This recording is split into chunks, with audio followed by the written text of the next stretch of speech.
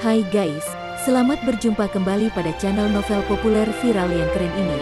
Saat ini admin akan menghadirkan sebuah novel yang viral dengan alur cerita yang sangat menarik dan seru, yang berjudul Kaisar Agung Seni Bela Diri. Sebelum mengikuti keseruan ceritanya, mohon bantuan kalian untuk subscribe, like, dan share video yang ada di channel ini. Selamat menikmati.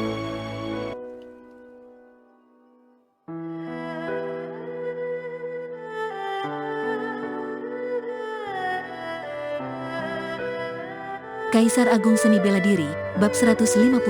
Nadi Nagayin, Bam, energi pedang api hitam yang menakutkan menyapu di udara dan menyebarkan kabut darah. Seorang kultivator dengan basis kultivasi level ke-7 pemurnian ilahi dari orang suci bela diri di keluarga Yan tidak sempat menghindar dan langsung tewas di tempat. Dua orang suci bela diri dari keluarga Yan yang tersisa bergegas mundur dengan panik. Namun, Luo Xiu tidak berniat untuk berhenti.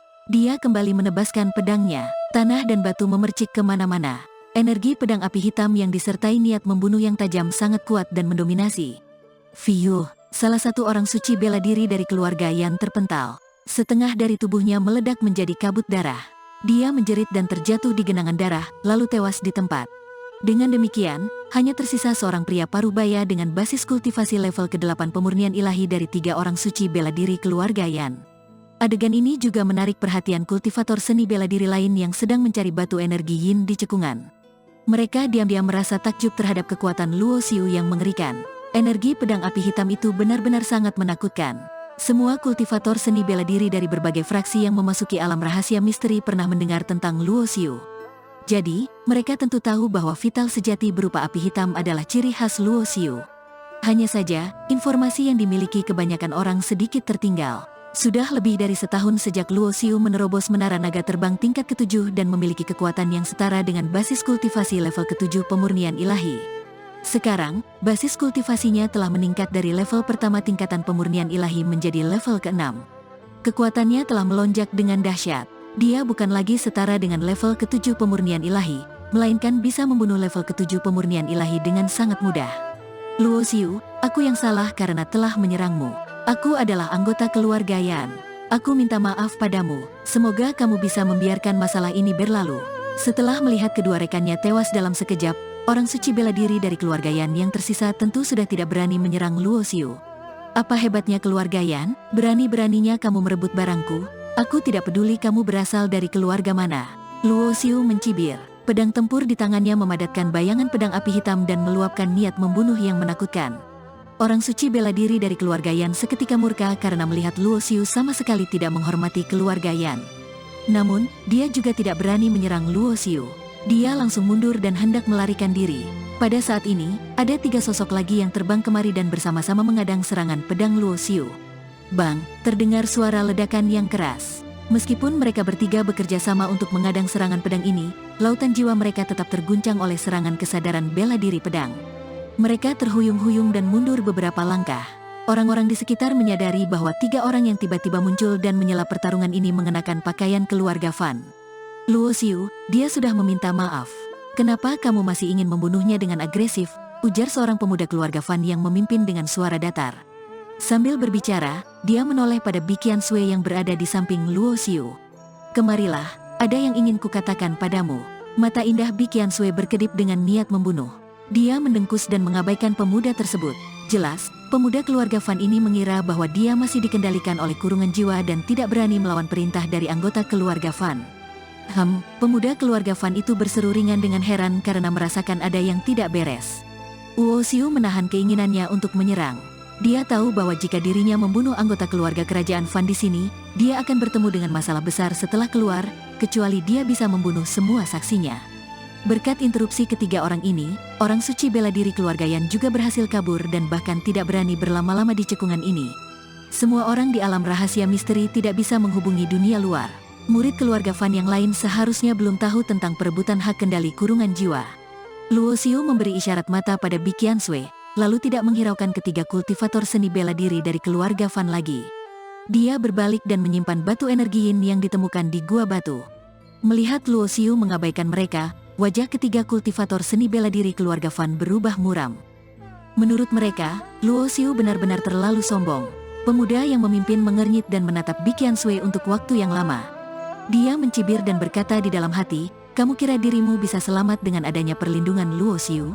Kakak kedua, aku mendengar bahwa petinggi keluarga berniat untuk merekrut Luo Xiu. Mungkinkah dia tahu tentang tubuh Yin sejati dan ingin mendapatkan spirit Yin milik Bi Qiansui? Kedua orang lainnya berkata kepada pemuda yang memimpin melalui transmisi suara indera spiritual. Spirit Yin milik Bi Qiansui masih aman. Namun, untuk berjaga-jaga, kita harus mencari kesempatan untuk merebut Bi Qiansui. Adapun Luo Xiu, setelah keluar dari sini, tidak peduli dia menerima tawaran keluarga kerajaan atau tidak, kakek ketiga pasti akan menanamkan kurungan jiwa padanya. Akan ada banyak kesempatan untuk memberinya pelajaran. Pemuda yang memimpin itu berkata sambil mencibir. Kemudian, mereka bertiga berbalik dan pergi ke tempat lain untuk mencari batu energi Yin. Luo Xiu terus memperhatikan 3 anggota keluarga Fan yang telah pergi. Dia membulatkan tekad untuk membunuh mereka dengan mencari kesempatan saat mereka terpisah dengan yang lain. Cekungan ini tidak luas. Seiring dengan banyaknya orang yang berdatangan, tempat ini sudah hampir penuh dengan lubang galian. Luo Xiu datang terlambat, tetapi dengan kepekaannya terhadap batu energi Yin, dia menemukan 100-an batu energi Yin. Di antaranya, ada belasan yang lebih murni dan mencapai peringkat menengah. Dia percaya dengan adanya sejumlah batu energi Yin ini, dia pasti bisa menerobos basis kultivasi level ke-7 pemurnian ilahi. Saat dirinya mencari batu energi Yin, dia juga tidak membiarkan Long Ming sebagai naga tanpa bayangan menganggur. Long Ming berhasil menemukan puluhan batu energi Yin dengan mengandalkan daya kendalinya terhadap ruang. Hasil pendapatannya terbilang cukup memuaskan. Suara ledakan keras tiba-tiba terdengar dari pusat cekungan. Energi Yin hitam yang seolah-olah nyata meluap dan menyebabkan ledakan. Belasan kultivator seni bela diri di sekitarnya langsung ditelan oleh energi Yin tersebut. Jiwa dan raga mereka lenyap tanpa jejak. Semua orang terkejut dan melarikan diri ke berbagai arah. Makin banyak energi Yin hitam yang menyembur keluar dari pusat cekungan bagaikan lautan hitam yang menyebar ke seluruh cekungan. Luo Xiu dan Bi Qiansui juga bergegas terbang ke atas. Tidak lama kemudian, cekungan di bawah sudah tenggelam oleh energi Yin hitam dan tampak seperti sebuah danau hitam. Benar-benar energi Yin yang kaya dan murni sekali. Mata Luo Xiu sontak berbinar ketika melihat ke bawah. Namun, energi Yin ini terlalu kuat. Dengan basis kultivasinya saat ini, dia sama sekali tidak mampu menyerap energi ini untuk meningkatkan kekuatannya. Sepertinya ada nadi naga Yin di bawah sini, kata Long Ming secara tiba-tiba. Nadi naga adalah benda mistis yang terbentuk secara alami. Nadi ini dibagi menjadi nadi naga berelemen dan nadi naga tanpa elemen. Nadi naga tanpa elemen terbentuk karena konvergensi energi vitalitas peringkat surga dan peringkat bumi yang menghasilkan spiritualitas. Nadi ini dapat merambat sedalam 30 ribuan meter di bawah tanah dan menyebarkan energi vitalitas yang murni. Di zaman kuno, master seni bela diri membekukan nadi naga dengan kekuatan absolut dan mendirikan sekte yang kemudian menjadi tanah suci untuk berkultivasi. Nadi naga berelemen jauh lebih berharga dan langka daripada nadi naga tanpa elemen. Misalnya, nadi naga emas terbentuk dari spiritualitas yang dihasilkan oleh energi vitalitas elemen emas. Nadi naga kayu terbentuk dari spiritualitas yang dihasilkan oleh energi vitalitas elemen kayu. Sementara itu, nadi naga Yin terbentuk dari spiritualitas yang dihasilkan oleh konvergensi dan pengendapan energi Yin selama bertahun-tahun. Menurut perkataan Long Ming, di zaman kuno pernah ada desas-desus bahwa master dari sekte Tarsuna membekukan sebuah nadi naga Yin. Kemudian, beliau membuat formasi besar untuk membentuk tanah Yin dan menciptakan alam rahasia misteri. Di dalam alam rahasia misteri, harta karun bukanlah yang paling berharga, melainkan nadi naga Yin yang dibekukan menggunakan formasi besar. Nadi naga sulit ditemukan, kalaupun ditemukan, juga sulit untuk ditaklukkan. Nadi naga yang memiliki spiritualitas dapat menyerap energi vitalitas untuk berkultivasi. Nadi naga yang kuat bahkan tidak sanggup dilawan oleh pesilat ulung tingkat kaisar bela diri, apalagi ditaklukkan. Hanya master di zaman kuno yang memiliki kualifikasi untuk menaklukkan nadi naga dan menciptakan tanah suci untuk berkultivasi. Luo Xiu juga mendengar dari Long Ming bahwa master bela diri di zaman kuno merupakan kultivator yang basis kultivasinya di atas tingkat kaisar bela diri. Di zaman sekarang, jangankan master bela diri, kultivator seni bela diri terkuat yang pernah Luo Xiu dengar adalah leluhur yang melindungi Istana Ungu dengan basis kultivasi pangeran bela diri. Bam, suara yang memekakkan telinga terdengar dari bawah tanah seolah-olah ada makhluk raksasa yang sedang melintas. Aura mengerikan yang dipancarkannya membuat orang gemetar ketakutan. Di antara semua orang, hanya Luo Xiu yang tahu bahwa seekor naga besar sedang bersembunyi di bawah tanah. Ada legenda dari zaman kuno tentang asal-usul ras naga di antara binatang iblis. Leluhur ras naga berkultivasi sesuai dengan bentuk nadi naga sehingga mereka memiliki wujud naga dan terlahirlah garis keturunan ras naga. Dari berbagai jenis rumor di zaman kuno, Luo Xiu tahu betul bahwa dirinya tidak mampu mengganggu nadi naga yin di bawah tanah ini. Orang lain tidak tahu tentang nadi naga yin. Melihat cekungan itu dibanjiri oleh energi yin yang kaya, mereka mengira bahwa ada harta karun yang akan segera muncul. Mereka semua berkumpul di sekitar untuk menggeledahnya. Luo Xiu tidak berniat untuk berlama-lama di tempat ini. Apabila nadi naga yin di bawah tanah terbangun dan menguap, semua orang di sini mungkin akan mati karena embusan napasnya. Ketika Luo Xiu membawa Bi Qiansui pergi, beberapa murid keluarga Fan diam-diam mengikuti mereka. Mereka mengira bahwa teknik penyembunyian aura mereka cukup ahli, tetapi Luo Xiu bisa merasakan aura vitalitas mereka dengan jelas. Di antara mereka, ada 3 murid keluarga Fan yang mengadangnya barusan. Mereka mungkin merasa tidak percaya diri untuk melawan Luo Xiu sehingga mendatangkan 4 rekan lagi. Di puncak sebuah bukit yang berjarak 5.000 meter dari sana, Luo Xiu mendarat di permukaan tanah. Dia mengeluarkan bendera formasi dari cincin penyimpanannya dan membuat 3 formasi di sekeliling. Melihat gerakannya, mata indah Bi Qiansui berkedip-kedip. Dia bisa menebak rencana Luo Xiu. Setelah membuat formasi, Luo Xiu berdiri di puncak gunung untuk menunggu 7 kultivator seni bela diri keluarga Fan yang membuntutinya.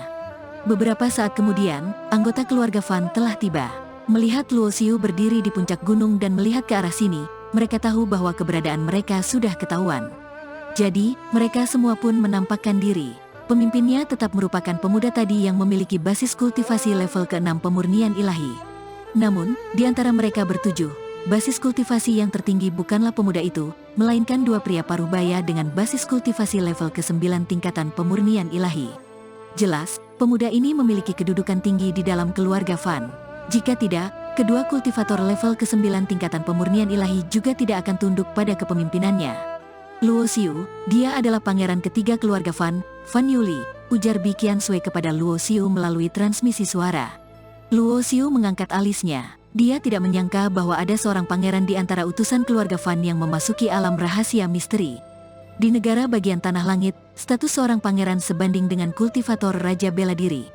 Selain itu, dikatakan bahwa pangeran dari keluarga Fan pasti akan dilindungi oleh kultivator raja bela diri ketika bepergian. Namun, tempat ini adalah alam rahasia misteri yang tidak dapat dimasuki oleh pesilat ulung di atas raja bela diri. Oleh karena itu, kewibawaan status pangeran ketiga keluarga Fan merosot drastis di mata Luo Xiu. Yang mulia pangeran ketiga memimpin pasukan untuk mengikuti kami di sepanjang jalan. Saya tidak tahu apa yang kalian inginkan dari saya. Di puncak gunung, Luo Xiu menatap ke-7 orang yang berdiri di langit dengan datar dan berujar dengan tanpa sungkan. Lancang, kamu hanya seorang rakyat jelata di kasta bawah. Jangan berpikir bahwa kamu bisa semena-mena karena dihargai Pangeran Gerard, bentak seorang anggota keluarga Fan level ke-7 pemurnian ilahi. Luo Xiu mengernyit dan melirik orang itu sekilas. Kemudian, dia berkata dengan suara dingin, aku sedang berbicara dengan pangeranmu. Memangnya siapa kamu? Kamu, anggota keluarga Fan itu seketika marah. Hehe, kamu tahu bahwa aku adalah seorang pangeran, tetapi kamu tetap berani untuk bersikap tidak sopan padaku? Kamu sudah direkrut oleh keluarga kerajaan Fan. Ketahuilah bahwa kelak kamu akan menjadi bawahanku, ujar Fan Yuli sambil tersenyum. Aku bukan bawahanmu sekarang. Selain itu, aku tidak berencana untuk bergabung dengan keluarga kerajaan Fan. Luo Xiu tersenyum menghina. Mendengar ini, sorot mata Fan Yuli langsung menjadi dingin. Di negara bagian tanah langit, tidak ada yang berani menolak perekrutan keluarga kerajaan Fan. Haha, Luo Xiu mendongak dan tertawa. Apa yang kamu tertawakan? Tanya Fan Yuli sambil mengernyit. Aku mentertawakan keluarga kerajaan Fan yang bodoh dan tidak tahu malu. Kalian ingin merekrutku dan menanamkan kurungan jiwa untuk mengendalikanku, bukan? Luo Xiu terbang ke langit. Rambut panjangnya berkibar di tengah terpaan angin. Dia mencibir dan berujar, baguslah jika kalian semua ada di sini. Kebetulan, aku bisa mengantar kalian semua ke pintu maut. Sambil berbicara, Luo Xiu membentuk mantra teknik dengan kedua tangan. Seberkas tirai cahaya cemerlang memelesat ke atas seperti mangkuk besar yang terbalik dan memblokir kawasan bukit ini. Luo Xiu, berani-beraninya kamu menyerang Pangeran Fan Yuli?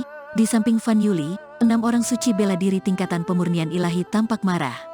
Mereka tidak menyangka bahwa Luo Xiu ternyata sengaja berhenti di tempat ini dan telah menyusun formasi terlebih dahulu. Ini jelas merupakan sebuah jebakan.